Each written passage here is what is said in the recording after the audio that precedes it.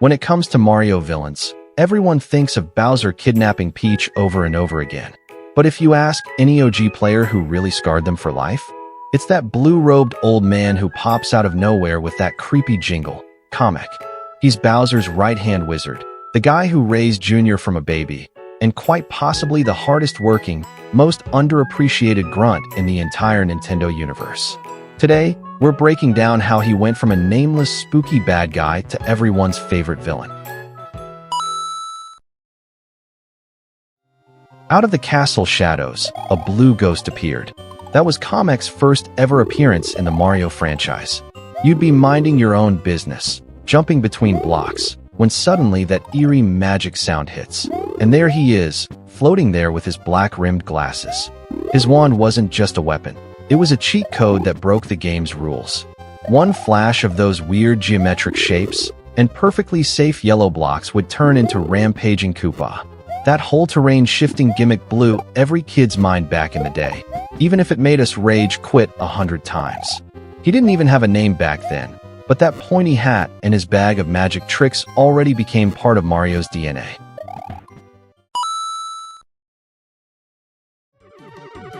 Three years later, he showed up in a light gun shooter of all things. And right out the gate, he pulled out his signature move, turning himself into a giant.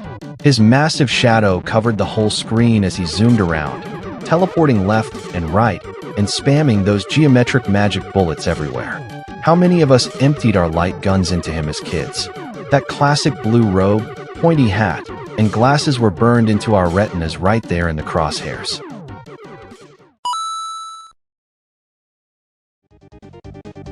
This is where he finally got the name Kamek, and where he went from just another enemy to the regent of Bowser's army, aka the Demon King's babysitter. In this cutesy fairy tale world about Yoshi and baby Mario, Kamek on his broomstick became every kid's worst nightmare. Every time you heard that scream and that magic sound, you knew shit was about to go down. One wave of his wand, and those cute little Goombas and piranha plants would blow up into screen-filling monsters. That insane dynamic scaling was pushing the SNES to its absolute limits back then. It was mind-blowing.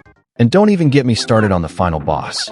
After getting kicked around by a spoiled baby, Kamek snaps and uses his last bit of magic to turn baby Bowser into a freaking Godzilla.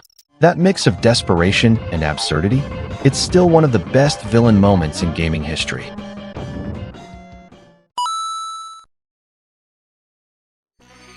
In 2007, we got Bowser's first female big bad wizard, Camilla.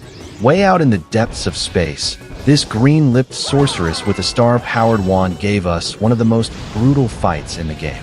When that comet hits and your health drops to one single heart, the entire galaxy becomes a death trap.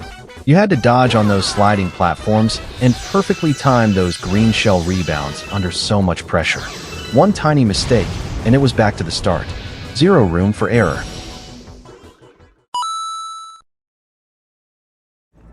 You just spent 10 minutes stomping Bowser 3 times.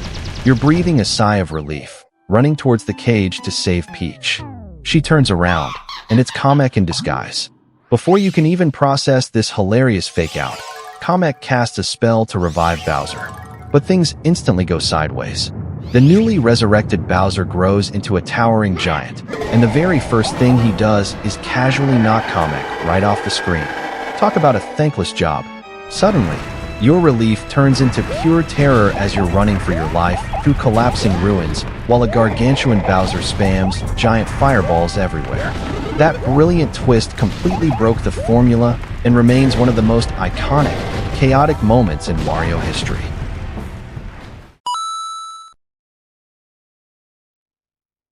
Remember the sliding lift tower level? Every time Kamek waved his wand, the entire floor would rearrange itself into some random floating mess. And those magic beams? Total chaos. Hit a block, you might get a mushroom, or you might get a horde of enemies coming at you. You had to dodge his teleport attacks and find somewhere to stand while he spammed fire everywhere. And if you were playing with friends, forget about it. Between people pushing each other off and blocks turning into monsters out of nowhere, that level destroyed more friendships than Mario Kart.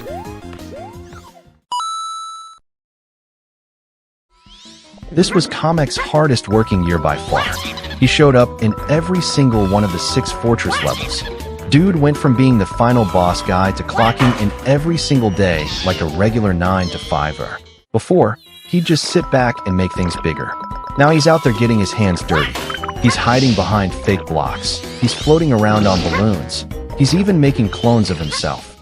And with that 3D colored pencil art style, those magic bullets look like they were flying right at you. Yeah, he runs away after 3 hits every time. But you gotta respect the grind, right?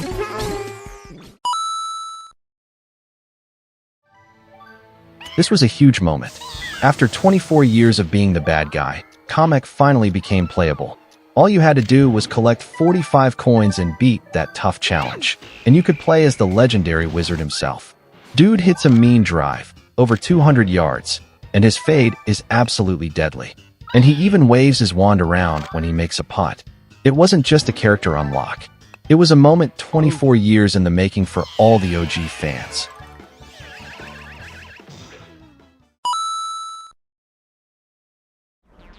In 2015, Kamek became a giant boss that 4 players had to team up against. He turns into this massive super Magikoopa and blocks the entire airship fleet. And let me tell you, this battle is the ultimate friendship test. You're all flying around in little planes, dodging bullets, and trying to grab golden rockets to shoot him. But let's be real, no one's actually teaming up. Everyone's ramming each other to steal kills and get the highest score. As the sun sets and the stars come out, Kamek goes absolutely berserk. But even with all the chaos, that fight is still one of the best parts of Mario Party 10. Nothing beats yelling at your friends while you're all trying to kill a giant wizard.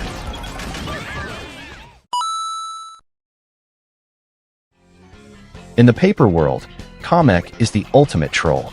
The second you see that blue flash, you know you're about to have a bad time. In the sacred forest, he shrinks Mario down to the size of an ant, and you have to use the magnifying glass card just to see what's going on. But even though he's a total pain, when he finally gives up and gives you that upgrade, you can't help but love the guy.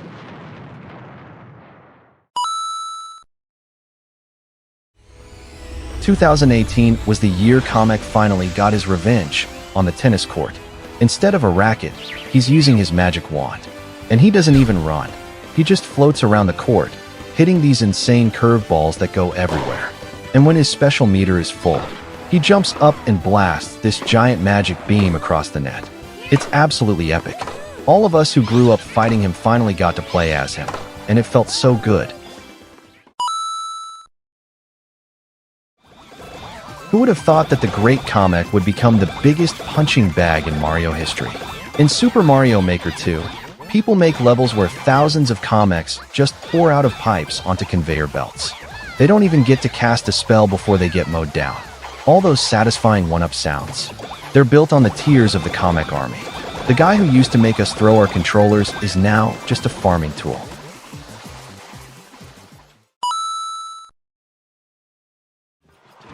When you get to the secret final level, you don't fight Bowser Jr., you fight Kamek, wearing cardboard armor and ready to throw down.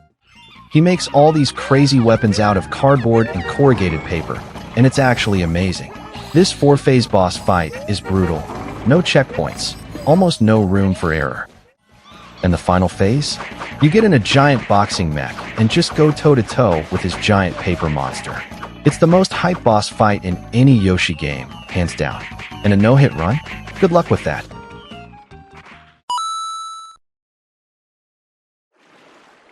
Who would have thought we'd see Kamek working as a janitor? In the Origami King, he's disguised as a cleaner at the Sky Spa, sweeping floors with a broom. He's still his snarky old self, making fun of Mario every chance he gets. But when Junior is in danger, he doesn't even hesitate. He grabs that broom and starts whacking enemies left and right.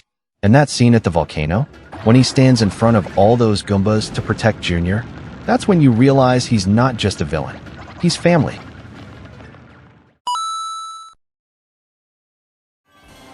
This one hit different.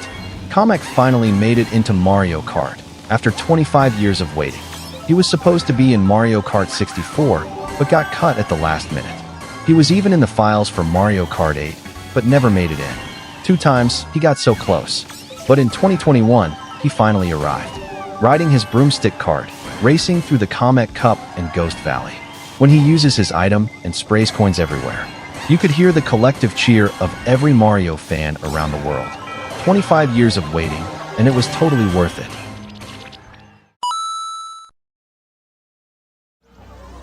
This time around, Kamek took a back seat and let Junior have the spotlight. He's still there, messing with the terrain on the world map and casting spells with that goofy new voice of his. That little accent instantly takes me back to being a kid. And at the end, when the castle is falling down and he's dragging Bowser and Junior away. Classic Kamek. Perfect way to end the game.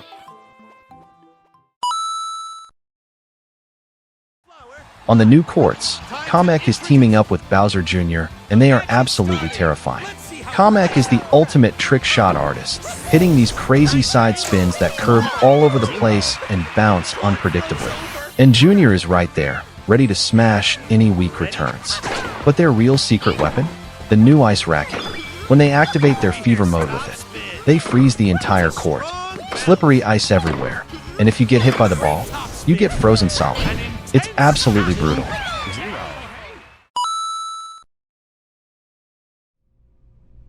In this new game, Kamek gets a whole new role. The story starts when Junior finds a forbidden book in Bowser's library. He gets sucked into it, and Yoshi has to go rescue him. Inside the book, he finds Kamek, who's been trapped there for years. And because time moves differently inside the book, Kamek thinks Junior is still a baby. It's hilarious watching him try to parent a teenager like he's still a toddler. They're not really the bad guys anymore. They're just two idiots lost in a magic book.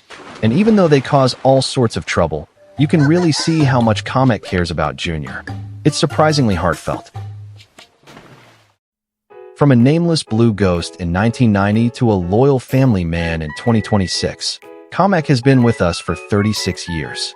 We've thrown controllers at him, we've cheered for him, and we've waited 25 years to see him in Mario Kart. So tell me, what's your worst Kamek memory? Drop it in the comments below. And don't forget to like and subscribe for more Mario deep dives. See you next time.